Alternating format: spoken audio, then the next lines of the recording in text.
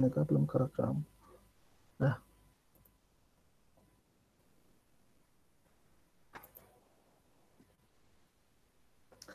jadi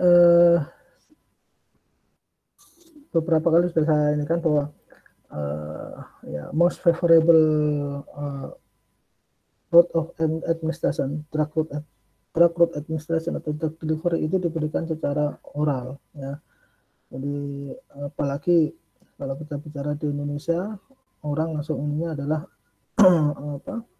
minum obat, padahal kenyataannya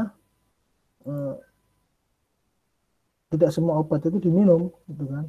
Jadi sistem pengantaran obat secara oral itu masih menjadi ya, pilihan utama para formulator ya terkait dengan demand atau keinginan dari pasien atau pengguna. Jadi bisa dibilang kalau kita bicara drug delivery atau sistem pengantaran obat atau rute pemberian, first choice-nya adalah oral, tapi ketika misalkan kondisi-kondisi ya misalkan dari sisi pasien, dari sisi obat, ya, dari sisi pertimbangan macam-macam dan itu kurang memungkinkan untuk oral, baru kita carikan sistem pengantaran atau sistem pemberian obat via jalur lain, gitu ya. Makanya kan sekarang salah satu challenge tantangan saya pikir di Indonesia ya, bagaimana kita dapat menghantarkan insulin tapi diberikan secara oral, terutama untuk penderita-penderita diabetes yang tergantung dengan insulin. Itu kan kasihan, tiap seminggu sekali atau tiap interval tertentu dia harus disuntik menggunakan insulin ya. Ini sebagai pengantar. Nah, masalahnya terkait pemberian oral itu yang jalurnya kan panjang dan berliku-liku ya. Kalau misalkan Anda coba mengingat kembali, meremind bagaimana ya ketika kita minum obat ya secara oral kan, terus obat itu akan melalui kerongkongan, tenggorokan, kerongkongan, kemudian ke lambung, lambung masuk ke dalam usus, ya. Usus nanti usus kecil, usus halus, usus besar, dan baru kalau misalkan ada yang tidak di metabolisme, ya dia dikeluarkan, ya, ada yang dikeluarkan via feses, ada yang dikeluarkan via urin. Dan Anda tahu di dalam lambung pun ya, dengan organ lambung itu antara pH di lambung yang sebelah atas dengan yang bawah juga ada perbedaan. Masuk ke usus ya, semakin ke bawah semakin basah. Kan kalau lambung paling atas pH-nya sekitar 1,2, ke bawah naik 2, 3, 4, usus semakin basah. Rute yang panjang itu menjadi challenge tersendiri, tantangan tersendiri terutama buat obat ya. Kalau di sini visualisasinya ketika obat itu mengalami kemarin disintegrasi ya, dia akan pecah kan ya, hancur dalam bentuk-bentuk yang kecilnya, dan dia menjadi partikel obat yang terdisperse di sana. Kemudian dia akan menjadi obat yang terlarut, kemudian dia akan menjadi obat yang diabsorpsi. Nah, ini tanda-tanda silang ini, dissolusinya disilang, permeability disilang. Ini adalah ketika obat itu terdisintegrasi dan proses disolusinya itu katakanlah kalau disilang ini berarti tidak terjadi proses disolusi, ya tidak ada obat yang terlarut di dalam cairan tersebut. Ketika tidak ada obat terlarut, tentunya tidak ada yang dipermeasi atau diabsorpsi, sehingga tidak ada obat yang diabsorpsi. Atau demikian pula misalkan di sini bukan silang, tapi tetap ada obat yang terdisolusi, tapi ternyata dia tidak dapat mengalami absorpsi atau dia tidak mampu melewati membran permeable dari membran plasma itu. Tentunya juga tidak ada obat yang dapat diabsorpsi. Jadi ini critical point bahwa dan ini bahasan dari biofarmaseutika dari beberapa pertemuan sebelumnya kan, bahwa bagaimana obat itu terdisolusi dan terabsorpsi Kemudian ketika kebebasan metabolisme menjadi anak metabolitnya itu distribusi, itu ada volume distribusi, itu farmakokinetik. Nah, di sini. Jadi ini gambaran disolusi absorpsi obat. Jadi kalau misalkan disolusinya nggak bagus, ya tentunya akan bermasalah di absorpsinya. Padahal kalau dua-duanya ini treatmentnya harus benar-benar dipikirkan sedemikian rupa supaya obat itu dapat ditreatment dan tetap dapat diabsorpsi. Nah, dari batasan ini ya ada barier, ada disolusi, ada permeabilitas ya. Kemudian para peneliti ya, terus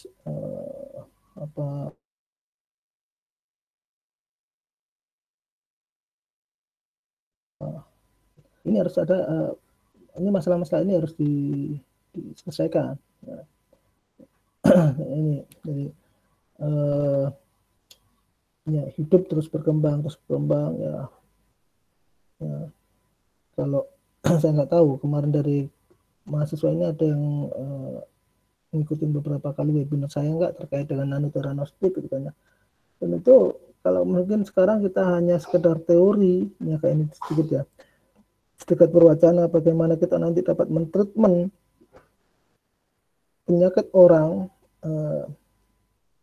personalized medicine, jadi berdasarkan tata urutan genetikanya. Mungkin sekarang kita hanya wah impossible, tapi tidak menutup kemungkinan sekian tahun lagi itu akan terjadi karena riset terus berkembang dan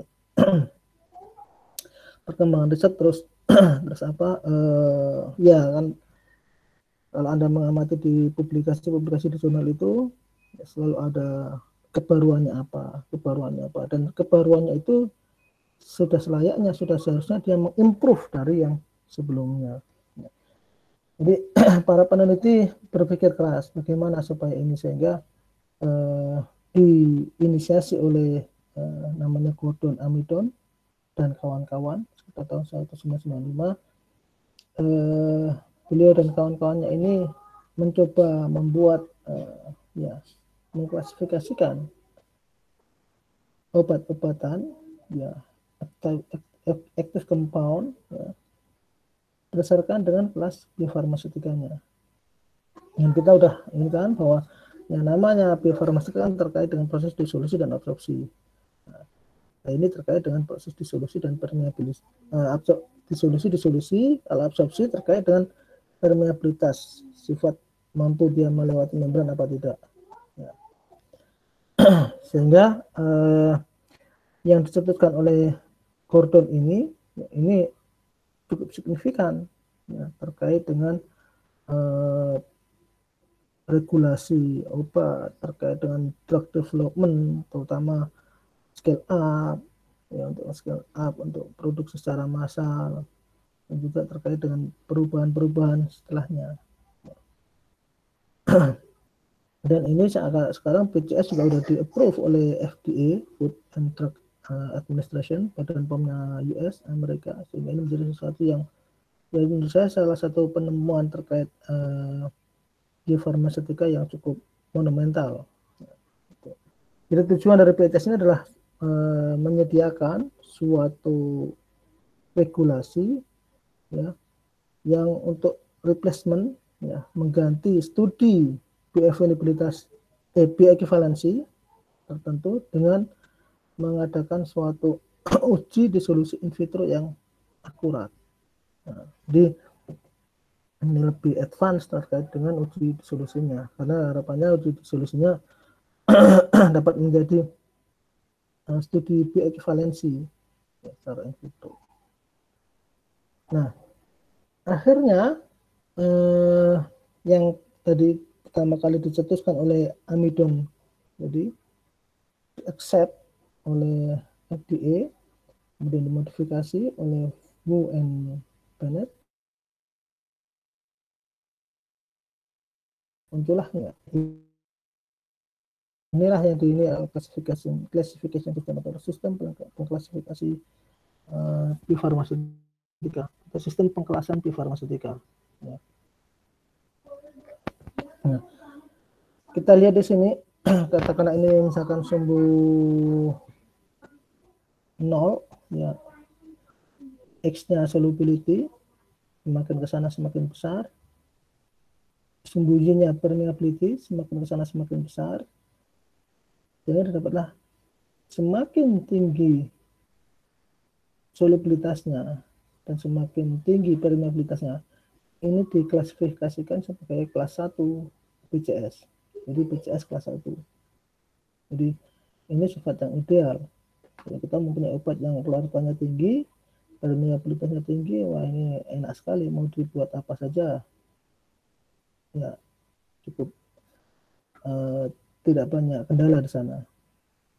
Kemudian kelas 2 itu adalah di sini ya kan, solubilitasnya tinggi di sini, ini solubilitasnya rendah tapi permeabilitasnya tinggi.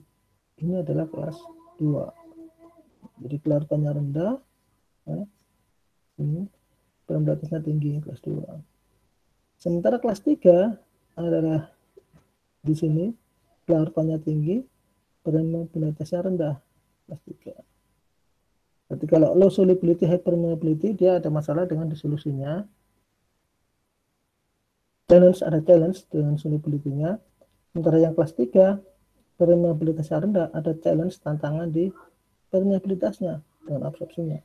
Ya. Nah, kelas 4, ini yang cukup pelik.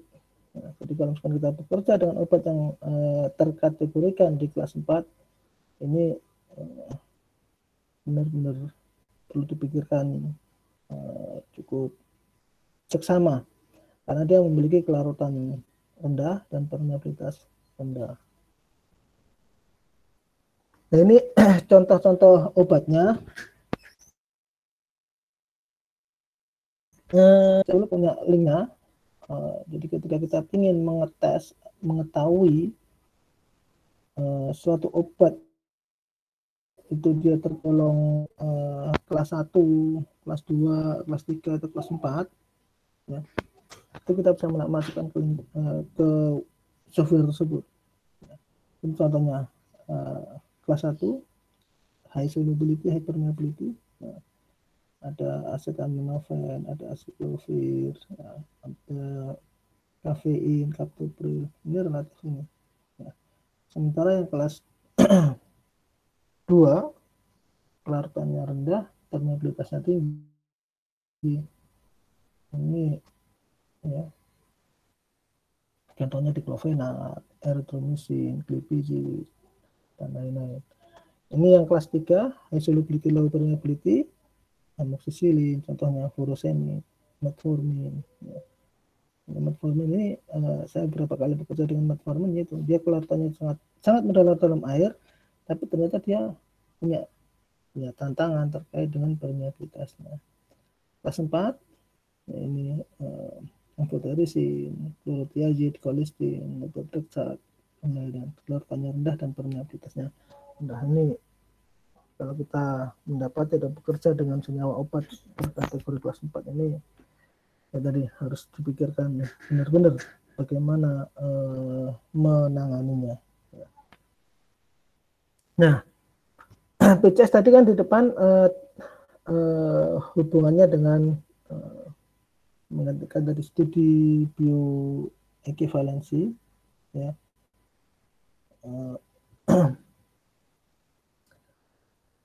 Nah, ini contoh kelas 1, high solubility, high permeability.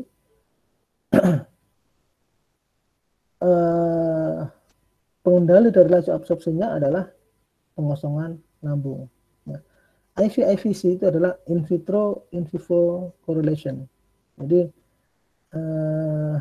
ya tadi kan bagaimana PCS itu diharapkan dia dapat mereplacement, menggantikan studi bioekivalensi ya, dengan menggunakan studi disolusi in vitro yang akurat. Ya. Karena bioekivalensi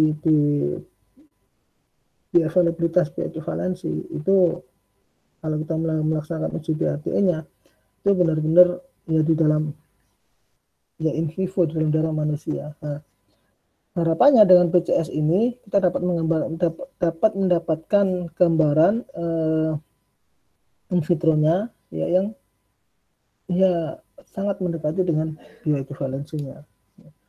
Jadi ini challenge. Jadi bio sesuatu yang hidup, terlebih dengan sistem manusia yang cukup kompleks ini, seringkali ketika misalkan kita uji in vitro berhasil, nanti begitu di in vivo ternyata kurang sesuai, kurang linear ya hasilnya. Sehingga di sini ada namanya IVC, in vitro in vivo correlation. Nah, di sini kelas 1 diharapkan terjadi korelasi yang in vitro dan in vivo. Ya. Jika laju disolusinya itu lebih rendah daripada pengosongan lambung, dengan kata lain, tadi bilang tidak ada korelasi atau terbatas. Ya, kalau kelas 2 solubility-nya rendah, ini laju pengendali absorpsinya itu adalah disolusi. Di sini diharapkan jika laju disolusi in vitro itu menyerupai laju disolusi in vivo, jika tidak dosisnya akan sangat tinggi. Yang kelas 3, ketika solubilitasnya tinggi, permeabilitasnya rendah, pengendali laju absorpsinya adalah permeabilitas. Ini IV efeksi yang diharapkan untuk immediate release product, jadi produk-produk yang dilepaskan segera.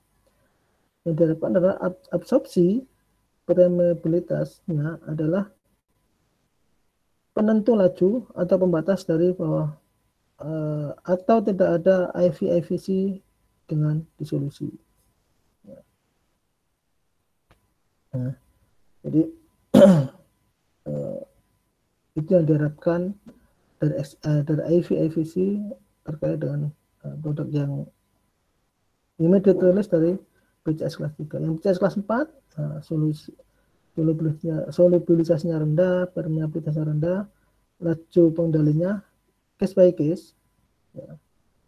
Nah, ekspektasinya terbatas atau kita tidak bisa mengharapkan terjadinya korelasi antara IV dengan IVC. Ya, karena susah kita mengendalikannya. Ya, itu harapannya. Ya. Nah, kemudian kita masuk ke itu tadi gambaran. Jadi terkait dengan PCS, Biopharmaceutical Classification System. Ini sangat mendasar ketika kita berbicara untuk proses-proses biofarmaseutika. Gitu. Karena tadi ketika kita mengetahui suatu senyawa, oh ternyata dia mempunyai karakteristik solubilitasnya bagus, tapi permeabilitasnya rendah.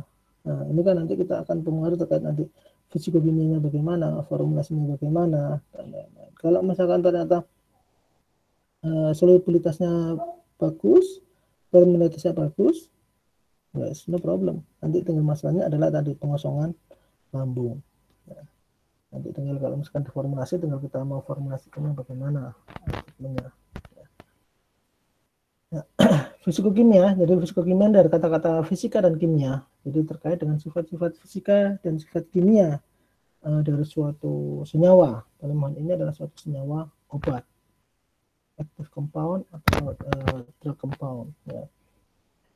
Nah, suatu obat ketika dia kelarutannya kecil, ya itu ya ada problem atau challenge ketika dia mau diformulasikan untuk sediaan intravena,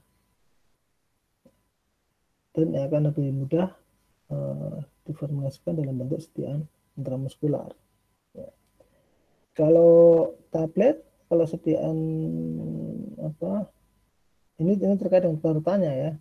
Kalau misalkan dalam bentuk tablet, untuk tergantung dari tujuan kita. Jadi kalau misalkan kelarutannya kecil dan kita mau tujuannya bagaimana, kita sesuaikan nanti dengan formulasinya. Pada prinsipnya kalau misalkan ini obat itu memiliki kelarutan dalam air kecil, Nanti misalkan kita mau buat dalam bentuk larutan, ini perlu treatment tersendiri bagaimana meningkatkan kelarutan dari zat aktif tersebut. Beberapa faktor fisika dan kimia yang penting untuk dipertimbangkan dalam formulasi dapat dilihat dalam tabel berikut. Nah, ini pKa, profil pKa dan profil pH. Jadi pKa itu kan derajat keasaman, ya. pH lebih spesifik ke pH untuk derajat keasaman secara umum. Kalau pKa lebih ke derajat dia terionisasi, terdisosiasi. Nah, ini dibutuhkan untuk stabilitas dan kelarutan yang optimum dari produk akhir, ya, stabilitas dan kelarutan. Jadi pKa dan pH ini penting terkait dengan sifatnya yang digunakan untuk menjaga stabilitas produk itu dan kelarutannya. Kemudian ukuran partikel, nah, ini dapat berpengaruh pada kelarutan obat tersebut dan tentunya juga akan berpengaruh pada laju disolusi dari produk tersebut. Polimorfisme. Jadi ini apa polimorfisme? Polimorfisme itu suatu sifat atau kemampuan dari suatu obat yang dia itu dapat memiliki beberapa bentuk kristal. Yang ini dapat mempengaruhi, dapat mengubah kelarutan obatnya. Juga stabilitas masing-masing bentuknya ini penting. Karena apa? Karena polimorfisme itu dapat convert dari satu bentuk ke bentuk yang lainnya. Jadi polimorfisme dari kata poli, morph, bentuk-bentuk yang lebih dari satu. Ini terkait dengan sifat kristal dari suatu obat. Ya. Jadi ketika diketahui suatu senyawa memiliki sifat polimorfisme, kita harus mengetahui bagaimana kira-kira sifat polimorfismenya. Ya. Karena terdapat bukan beberapa ya, terdapat ditemukan banyak kasus ketika suatu senyawa memiliki sifat polimorfisme, itu antara bentuk kristal satu dengan bentuk kristal yang lainnya itu mempunyai sifat yang berbeda, bahkan mungkin sifatnya bisa berbeda secara 180 derajat. Yang ini perlu diperhatikan terkait dengan sifat kimia dari zat aktif. Higroskopisitas ini terkait dengan kelembaban, ya, kemampuan suatu obat untuk menyerap H2O di sana. Ya. Jadi absorpsi kelembapan yang dapat mempengaruhi struktur fisik, ya, dan juga ini akan mempengaruhi stabilitas dari produk. Koefisien partisi ini dapat memberikan suatu indikasi terkait dengan afinitas relatifnya dari obat terhadap air dan minyak. Ya. Suatu obat yang memiliki afinitas tinggi untuk minyak, dia kemungkinan akan mempunyai pelepasan yang rendah dan disolusinya dari senyawa produk ini. Jadi koefisien partisi terkait dengan partisinya dia di air atau di lipid minyak. Ya. Interaksi eksipien, ya ini karena ada beberapa eksipien itu bahan tambahan, ya. Jadi kompatibilitas eksipien dengan obat dan kadang-kadang elemen-elemen tertentu dalam eksipien itu dapat mempengaruhi stabilitas produk.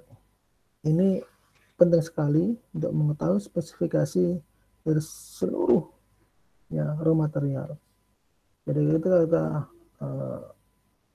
mau memformulasikan suatu obat, kita harus lihat zat aktifnya, bagaimana fisikokimianya, kemudian kita ketika mau memilih eksipien, ya kita harus lihat juga kompatibilitasnya, sifat eksipiennya bagaimana, karena harapannya ketika kita memformulasikan suatu sediaan, ya, ini katakan zat aktifnya, eksipien ini adalah senyawa-senyawa yang kita pilih, yang kita gunakan dalam rangka supaya senyawa ini dapat melindungi obat, zat aktifnya itu, dan juga dapat melindungi, menjaga sifat dari obat itu, dan yang ditambahkan eksipien ini tidak berinteraksi dengan zat aktifnya. Jadi dia kasarannya dia inert, sehingga nanti kondisi dari zat aktif ini tetap pada kondisi tidak mengalami gangguan, atau ketika misalkan konsentrasinya di sana 500 mg 100%, karena tidak ada interaksi dengan eksipien, ya konsentrasinya masih tetap segitu. Dia akan keluar konsentrasinya ketika dia udah dalam tubuh, ketika sudah mengalami fase liberasi, disolusi, dan lain-lain. Kemudian ada profil stabilitas pH, yang stabilitas larutan, yang sering dipengaruhi oleh pH pembawa, sehingga pH di dalam lambung dan juga di dalam usus ini yang berbeda. Nah, pengetahuannya ini tentu berpengaruh terhadap stabilitas produk di dalam saluran pencernaan. Nah, seperti kayak bahan itu tadi, kristalin atau amorf untuk garam, hidrasi, misal ampicillin, anhidrat pilar daripada trihidrat. Ini terkait juga bentuk hidrat, ada 1 hidrat, ada 2 hidrat, ada anhidrat. Ya. Tata dalam air atau lipid ini terkait tadi dengan koefisien partisi, pH dan pKa, dan luas permukaan terkait dengan ukuran partikel. Kristalin atau amorf ini tadi polimorfisme. Ya. Ini pKa beberapa bahan obat. Ya. Ini juga sangat penting ketika kita mau mengkaji bagaimana proses biofarmaseutika obat itu dalam tubuh. Ya. Bahan obat yang bersifat asam ada asetosal 3,5 dan pendisilin 2,8. Ini kalau kita berpikir kembali dan sambil mentadaburi betapa Tuhan itu luar biasa, katanya hampir semua obat itu sifatnya itu antara asam lemah, ini kan asam lemah atau basa lemah, atau ya antara asam. Kalau kita lihat pH dari 0 sampai 14, pH-nya ini antara mulai dari sekitar 3 sampai mungkin sampai 10. Jadi pH-nya rentang antara asam lemah, basa lemah dengan relatif pH tubuh normal. Nggak kebayang kalau misalkan ketika obat itu pH-nya pH asam kuat. Wah, itu betapa erotif sekali, iritatif sekali. Asetosal 3,5, pendisilin 2,8, dikimaro 5,7. Kemudian bahan obat yang bersifat basa ada atropin. Ini sebagai contoh saja. Dan ini ketika misalkan Anda nanti mau memformulasikan suatu produk obat, atau misalkan Anda ditemukan pada suatu permasalahan, dan di sana produk Anda permasalahannya ada permasalahan biofarmaseutika, harus dikaji bagaimana sifat fisikokimia senyawa aktif atau produk dari obat tersebut, karena akan pengaruh dan akan bisa menjawab permasalahan-permasalahan yang terjadi. Nah, ini efeknya pada ionisasi elektrot lemah, ya, pKa pH minus 3 sampai plus 3% tidak terionisasi asam lemah. Ya, ketika ionisasi asam lemah, ada pH pKa dikurangi pH minus 3, itu yang dia tidak terionisasi kecil sekali. Ketika pKa minus pH hasilnya positif, dia akan persen tidak terionisasi akan 100%.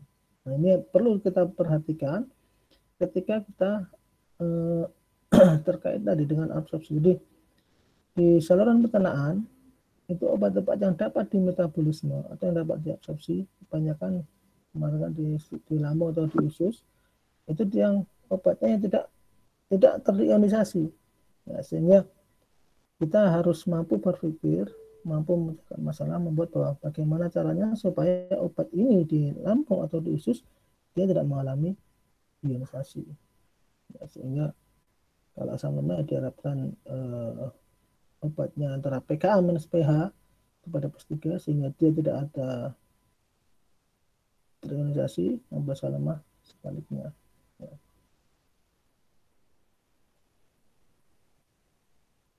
pH medium semakin asam, pKa minus pH. Ya. Struktur kristal, dari kristalin ada amorf. Ya.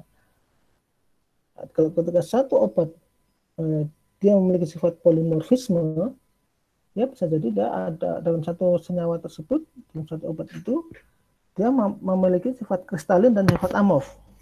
Nah, kristalin itu jadi senyawa tersebut memiliki bentuk kristal tertentu. Ya, ini bentuk kristal bangunan tertentu. Ada heksagonal, ada triangle, ada piramid, dan itu bisa diamati menggunakan mikroskop. Ya. Amorf, dia bentuk kristalnya tidak teratur. Contoh kasus, novobiosin dan chloramphenicol palmitat tidak aktif jika diberikan dalam bentuk kristalin. Jadi dengan kata lain di sini novobiosin dan chloramphenicol palmitat dia mempunyai sifat polimorfisme. Nah ini perlu ini kan. Jadi kalau misalkan Anda misalkan di mana bekerja di pabrik, ya, ternyata chloramphenicol-nya mungkin secara disolusi bagus, tapi ternyata ada komplain, kok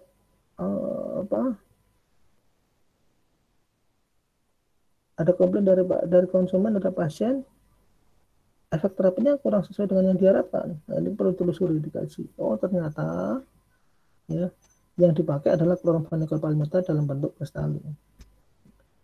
Berarti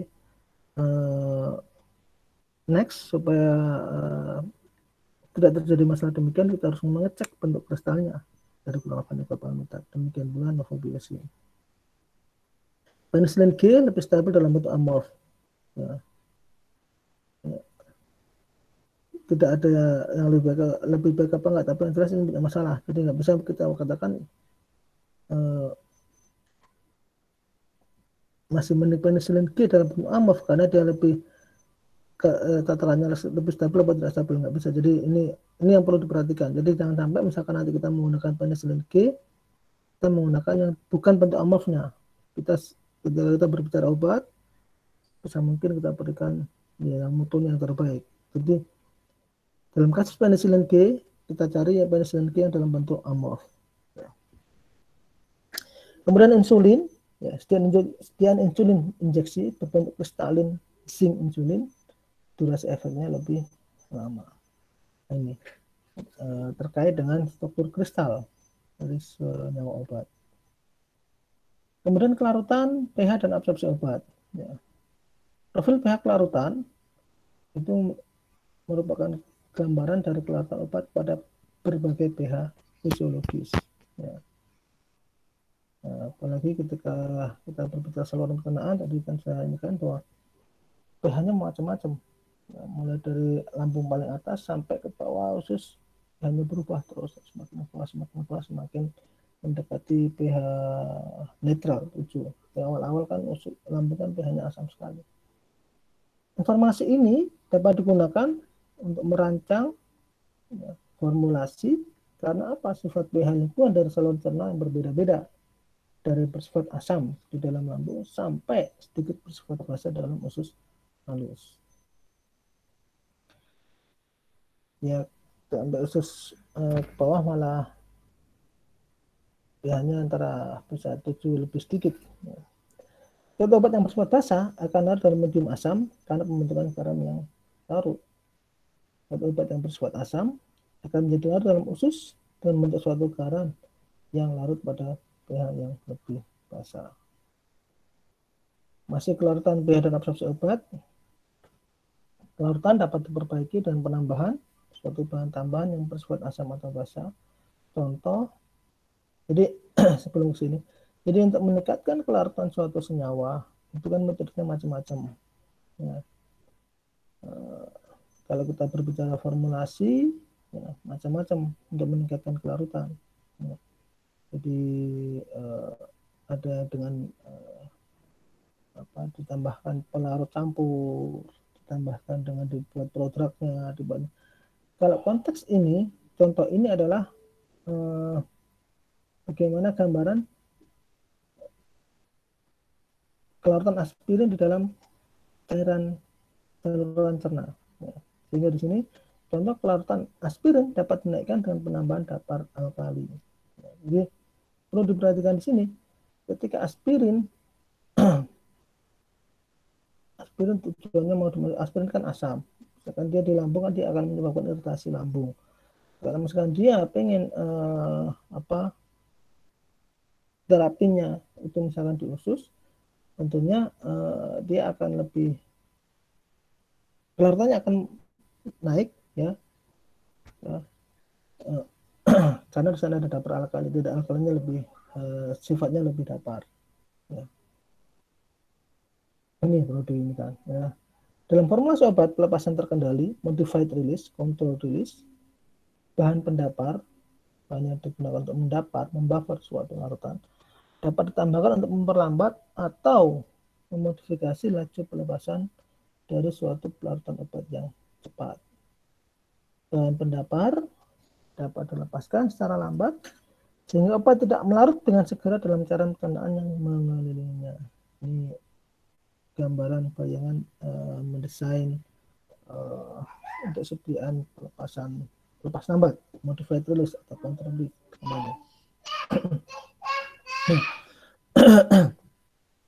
Sekarang stabilitas pH dan absorpsi obat. Profil pH stabilitas itu merupakan suatu gambaran dari betapa laju reaksi terhadap pH. Jika peruraian obat terjadi baik melalui katalisis asam atau basa, maka dapat dibuat beberapa perakiraan untuk kerusakan obat dalam saluran cerna. Sekali lagi ini supaya keep in mind ya. Ini bahasanya bukan lagi seperti ini bahasanya udah agak blending ya. Jadi bukan lagi karena kalau misalkan di TSF yang merancang bentuk sediaannya katakanlah di luar ya. Kalau di sini kita mau masuk di dalam ya kaitannya juga mungkin juga dekat dengan desain formulasi, tapi kita ini ada tambahan proses biofarmaseutika yang harus kita pikirkan ya, itu maksudnya. Jadi contoh erythromycin mempunyai suatu profil stabilitas yang tergantung pH. Dalam suatu media yang bersifat asam, erythromycin di dalam lambung dia akan terurai cukup cepat. Sedangkan pada pH netral atau alkali, obat erythromycin ini relatif stabil. Sehingga untuk melindungi supaya erythromycin ini tidak mengalami kerusakan terhadap asam lambung, maka salah satu solusinya adalah tablet erythromycin disalut enterit. Ya. Ini terkait dengan tadi stabilitas pH dan absorpsi obat. Ya. Jadi saya akan cari contoh ini. Nah, ini kita tahunya dari pustaka ya, dari kompendia kita dapatkan data di sana sifat fisiokimia dari macam-macam obat. Dalam kasusnya adalah erythromycin. Ya, erythromycin dia akan stabil pada pH netral atau sedikit alkali. Dan dia akan sangat cepat terurai ketika dia dalam kondisi yang asam. Sehingga treatmentnya adalah sebisa mungkin erythromycin ini tidak berinteraksi dengan senyawa-senyawa yang sifatnya asam atau cairan yang asam. Karena begitu nanti dia berinteraksi dengan cairan asam, dia akan ya, terurai. Dengan kata lain ya dia tidak akan memberikan efek yang diinginkan. Ya. Ini dia akan terurai di sana semua, udah hilang konsentrasinya. Dan kan dia tiap absorpsinya berarti khusus. Ya. Sehingga salah satu strateginya adalah dia disalut, lalu enterik. Biasanya kalau ini film coating, salut selaput dengan larutan atau pelapisan polimer tertentu yang dia mampu mengcoat melapisi erythromycin itu, sehingga begitu erythromycin melewati lambung dia fine saja. Begitu keluar dari lambung kondisi erythromycin masih stabil.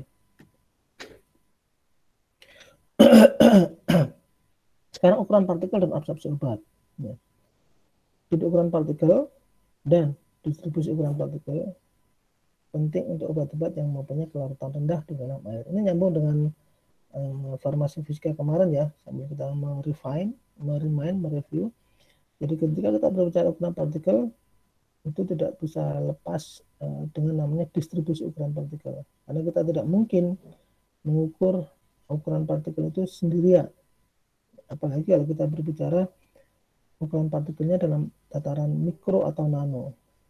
Sulit sekali, enggak? It's almost impossible ukur satu sendiri nano partikel, ya, sehingga kita ambil sampling, kita ukur, sehingga di sana ada ukuran partikel dan distribusi ukuran partikelnya.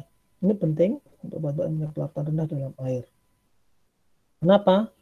Karena dengan membreakdown, membuat dalam ukuran partikel yang menjadi lebih kecil, ya luas permukaan efektifnya akan lebih besar, sehingga ya kelaratannya akan meningkat.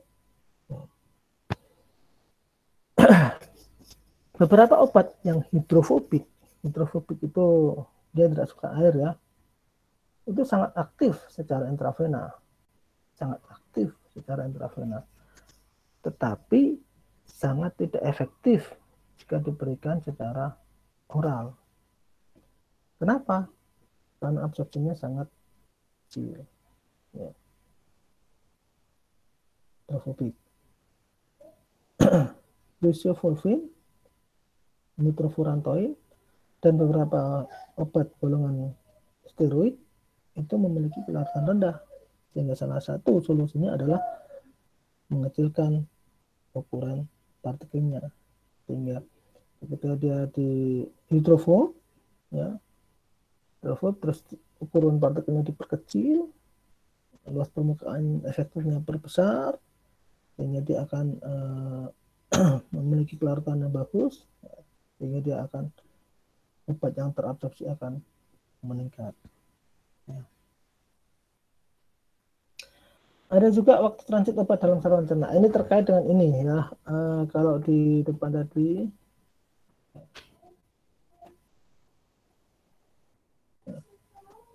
kimia ini terkait dengan anatomi dan fisiologi. Jadi hubungannya dengan waktu transit obat dalam saluran cerna. Usus halus, terutama mukosa duodenum, itu mempunyai luas permukaan yang besar untuk absorpsi obat. Ya. Untuk memastikan absorpsi cepat suatu obat setelah pemberian oral, maka obat tersebut harus mencapai duodenum secara cepat. Kayak di usus halus ini kan panjang, ini luas permukaannya cukup besar, ini cukup efektif untuk absorpsi. Secara anatomi, obat yang ditelan pertama kali akan mencapai lambung. Selanjutnya, lambung akan mengosongkan isinya ke dalam usus halus, dan di mana usus halus ini, duodenum ini, mempunyai kapasitas terbaik untuk absorpsi obat. Jadi berbagai faktor mempengaruhi mobilitas pencernaan yang dapat mengaruhi laju absorpsi obat. Jadi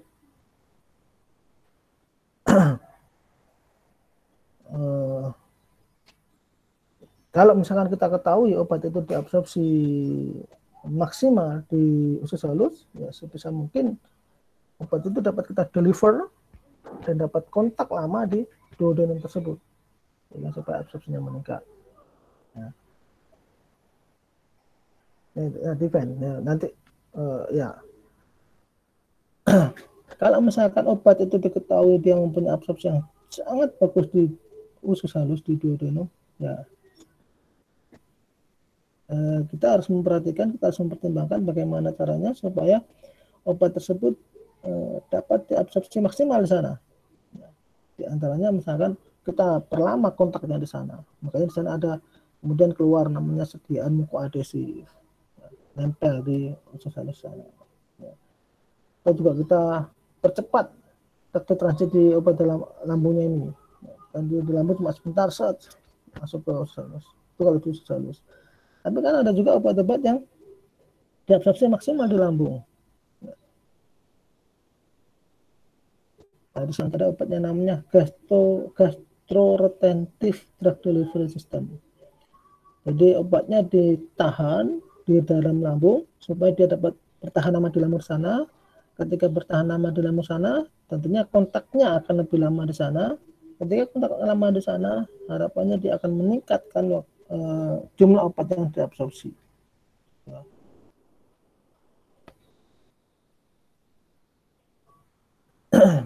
Kemudian aliran atau perfusi darah dari saluran cerna.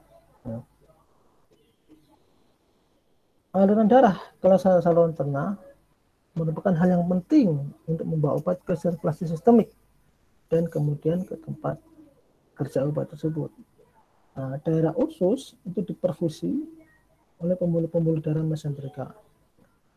Obat dilepaskan ke dalam hati melalui vena porta hepatik dan kemudian ke sirkulasi umum oleh sirkulasi sistemik. Berbagai penurunan aliran darah mesenterika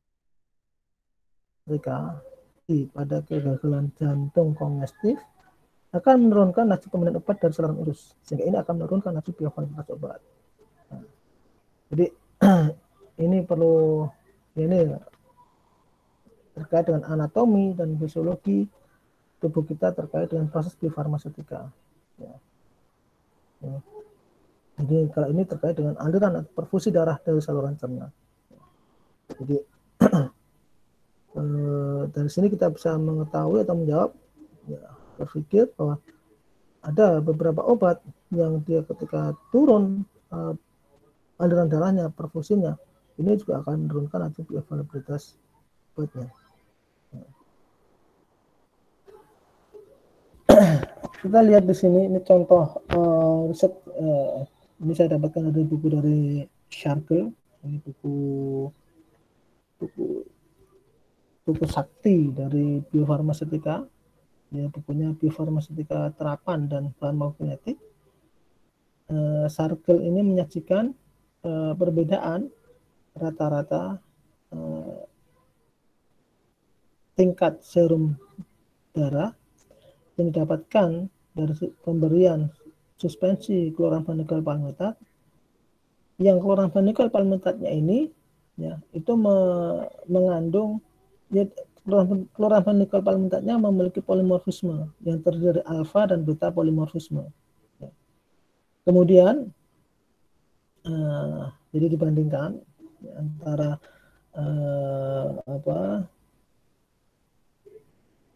suspensi kloramfenikol palmitat antara alfa dan betanya, ya. Kemudian diberikan secara dosis tunggal, ya, single oral dose yang ekivalen dengan 1,5 gram kloramfenikol. Ya. Grafik ini menunjukkan presentasi polimorfisme beta dalam suspensi. Dengan kata lain, kalau Anda lihat di sini bahwa pada 0% beta itu plasma jumlah kloramfenikol dalam darahnya sekian. Ya. Karena kita patokannya inilah ya, 4 jam. Ya. 0% beta itu jumlah kloramfenikolnya kurang dari 4. 20% beta sekitar 8. 50% beta mungkin sekitar 14, berarti sekitar 13-an. 75% beta sekitar 15-an. Dan 100% beta sekitar 20. Jadi dari grafik ini kita dapat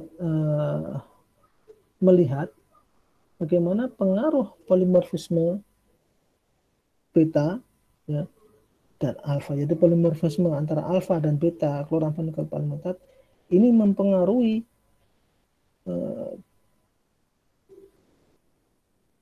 jumlah chloramphenicol di dalam serum darah ini. Dan dari grafik ini kita bisa melihat bahwa pada polimorfisme beta itu dia ini paling bagus, ya. Dia terabsorpsi paling banyak dibandingkan dengan ketika di sini adalah 100% alfa.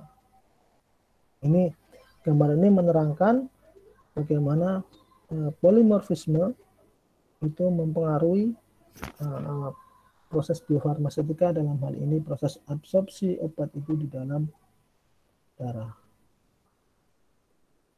Kemudian ini gambar dari circle, ya. Ini adalah profil atau perilaku disolusi dari eritromisin, ya. Dihidrat 2H2O, monohidrat 1H2O, dan anhidrat tanpa H2O di dalam buffer fosfat, buffer fosfat pH 7,5 pada suhu 37 derajat Celcius. Anhidrat yang paling bawah, monohidrat tengah-tengah, dan dihidrat yang paling atas. Dari gambar ini kita bisa melihat, ya, bahwa kita ambil yang 30 menit, ya. Pada yang eritromisin anhidrat, pada waktu 30 menit dia terdisolusi, ya, nggak sampai 10%. Pada monohidrat pada menit 30 dia terdisolusi sedikit di atas 20%.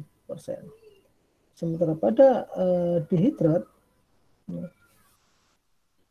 kita terdisolusi lebih dari 100% atau sudah 100%. Ya. Jadi dari gambar ini kita bisa melihat bagaimana pengaruh jumlah hidrogen di dalam suatu senyawa obat. Ya.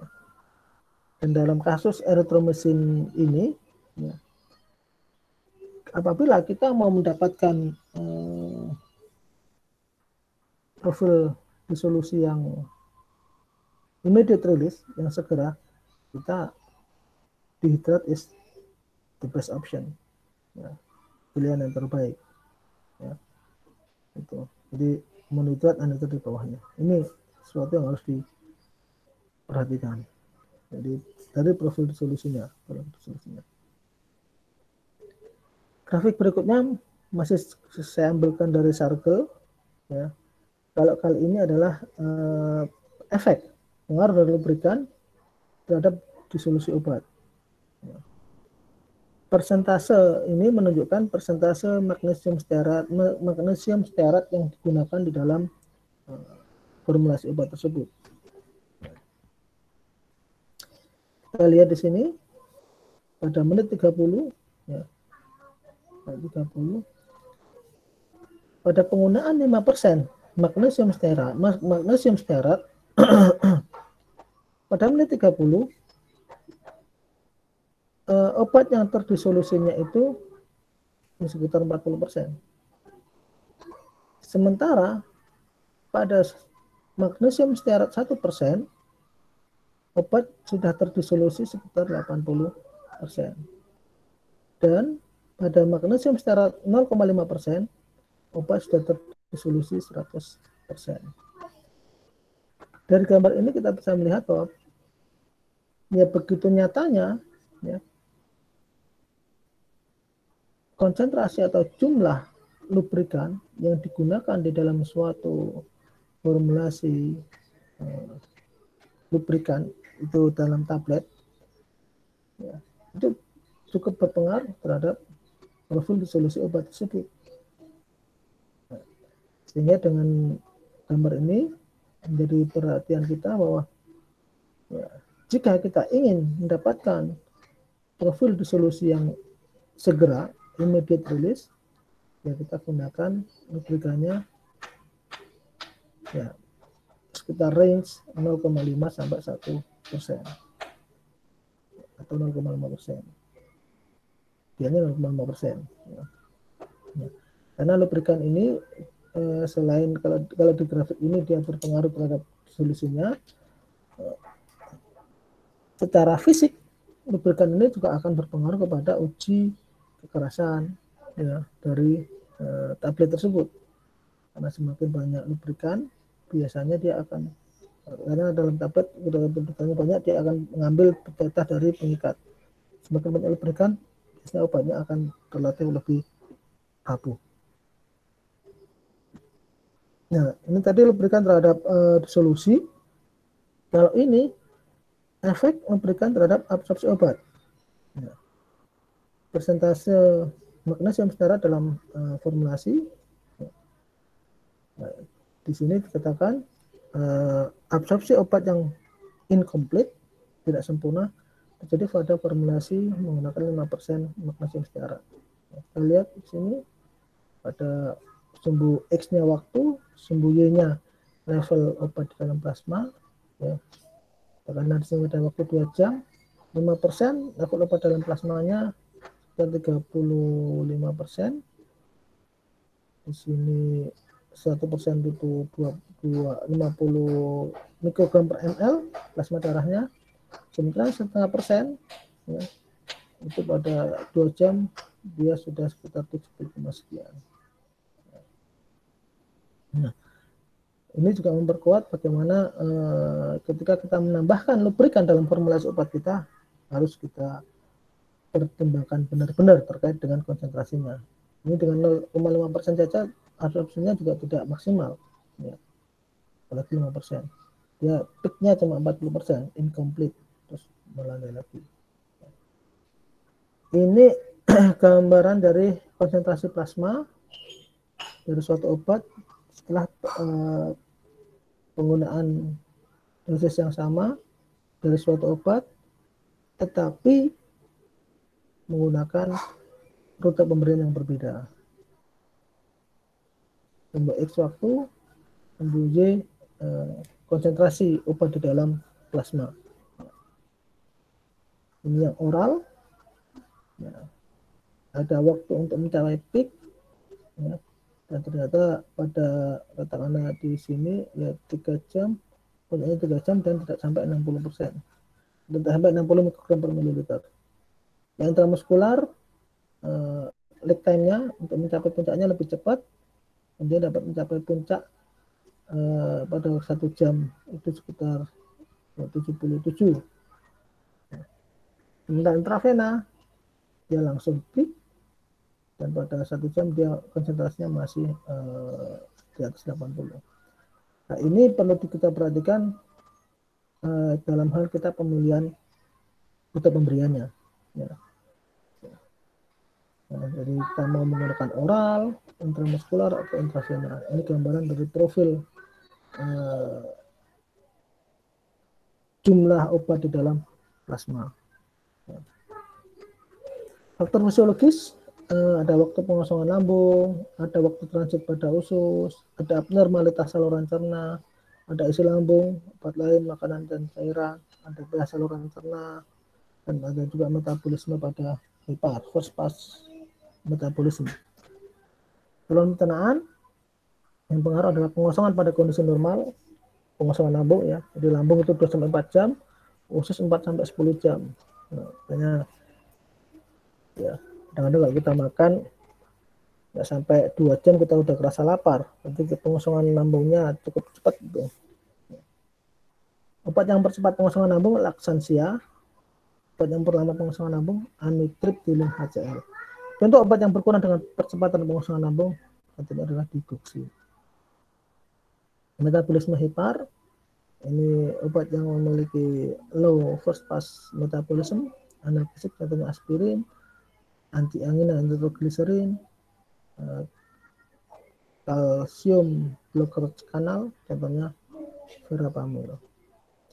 Pada lansia yang perlu diperhatikan adalah keasaman lambung meningkat, aliran darah pada saluran pencernaan berkurang, makanya absorpsi obat di geriatri lansia itu juga agak berbeda dibandingkan dengan ya ketika usia produktif, karena memang perfusi tadi aluran darah pada saluran pencernaan itu berkurang.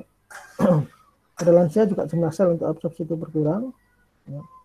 Kemudian peristaltik usus dan lambung juga berkurang pada lansia. Makanya kalau kita lihat siklus kehidupan juga, siklus itu kan anak-anak, dewasa, lansia. Jadi lansia itu bisa dibilang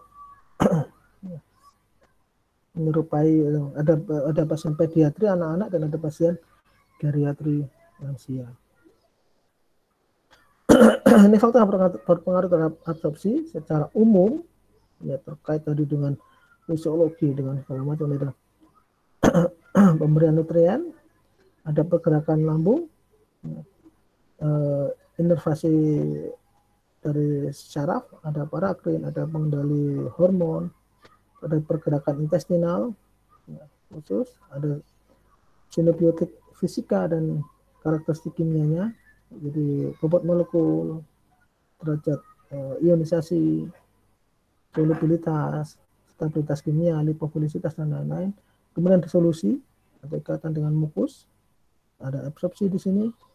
Absorpsi ada yang paraselular, transselular, difusi pasif, ada transselular endositosis, transselular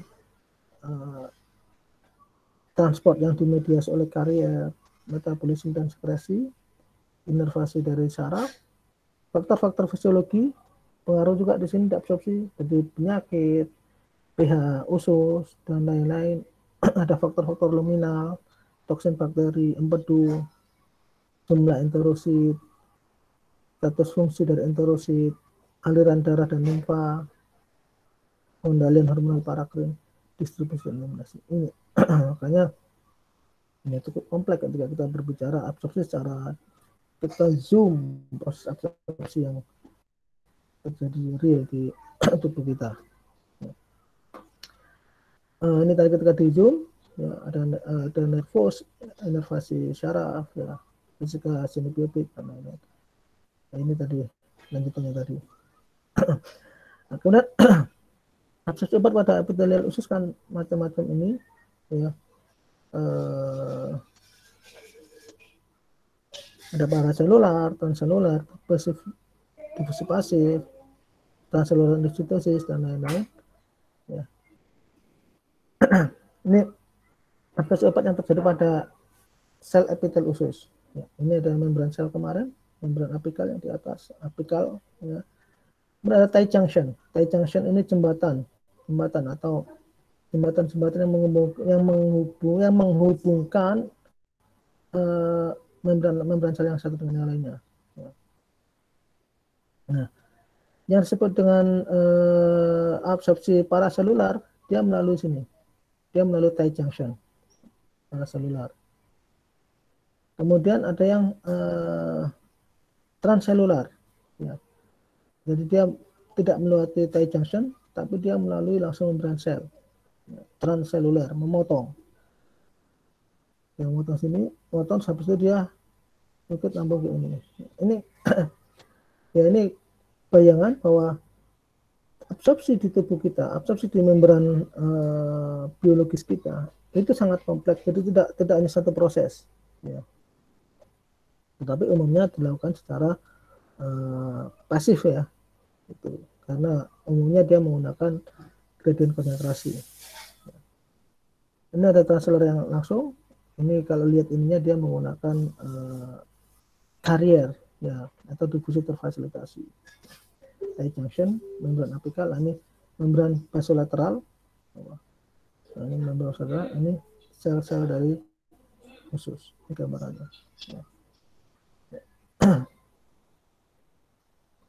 Nah, kalau misalkan kita kondisi fine saja, tight junction juga akan kalau kondisi normal tight junction fine saja, dia juga akan tidak masalah dengan transportnya, absorpsinya. Tapi tadi kalau misalkan udah sepuh, ya secara fisiologis berkurang, ini akan berpengaruh pada absorpsi obatnya. Kemudian ada uji fermentasi in vitro. Ya, ini uji fermentasi dengan usus terisolasi, metode usus terbalik, ya, dan studi fermentasi melalui kakoto monolayer. Kemarin sudah saya jelaskan sini, tapi lebih kalau pekan kemarin lebih ke tekniknya. Nanti kita akan inikan terkait dengan datanya, ya, sekilas. Jadi kemarin udah Kakutu monolayer itu lapis sel yang diperoleh dari kultur sel human colon carcinoma mempunyai karakteristik yang menyerupai sel absorptif pada epitel usus. Ya, puasa ini menjadi bagian penting proses screening terhadap potensi obat untuk pengantaran obat secara oral. Proses transfer difusi melalui kultur sel dianggap lebih relevan dengan transfer difusi dibandingkan dengan transfer difusi in vivo. Parameter permeabilitasnya dapat ditentukan berdasarkan persamaan konflik 1, Q kumulasi transport, A luas membran difusi, P APP permeabilitas aparent, CDO konsentrasi obat pada donor, fase T waktu. Ini gambarannya seperti informasi melalui Kakutu monolayer, ya, in vitro permeasi, membran intestinal, in vivo absorpsi. Perbedaannya dari jarak difusi, luas permukaan efektif, dan juga jumlah dari sel junctionnya. Ini in vitro permeasinya. Kakutu monolayer. Gambaran selnya udah saya nekan pekan lalu. Ini gambar sini. Ya. Dari apical membran, ini basolateral membran. Nah, perbandingan korelasi permeabilitas in vitro in vivo. Ya. Ini gambar A ini adalah in vitro in vivo, ya, dengan menggunakan Kakutu monolayer, ya, yang sumbu X permeabilitas in vivo, ya, yang dia terdifus, ya, terfusi dalam satuan sentimeter per menit kali 10⁻³ ini in vitro permeabilitas, ya. Bisa lihat di sini, ya, korelasinya, ya, dari R-nya hampir mendekati 1. Sementara di sini ketika menggunakan uji permeabilitas menggunakan usus, ya, rat, ya, jejunum dari tikus, ya. Kita lihat di sini in vitro permeabilitasnya sumbu X, in vitro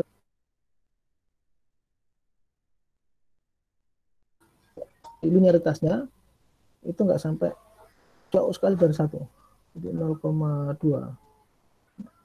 Sementara yang di kolon, ya, linearitas antara in vivo permeabilitas dengan in vitro permeabilitasnya itu relatif 0,88, atau ya relatif lebih bagus dibandingkan 0,2, tapi relatif kurang bagus dibandingkan dengan Kakutu monolayer. Jadi makanya ini jadi approval bukti bahwa uji permeasi menggunakan Kakutu monolayer itu relatif memiliki korelasi in vitro dan in vivo yang lebih bagus dibandingkan dengan studi yang bisa menggunakan rat, jejunum menggunakan kolon.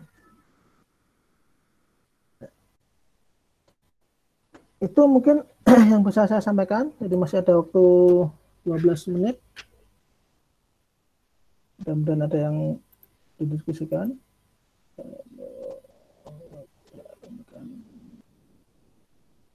Rekamannya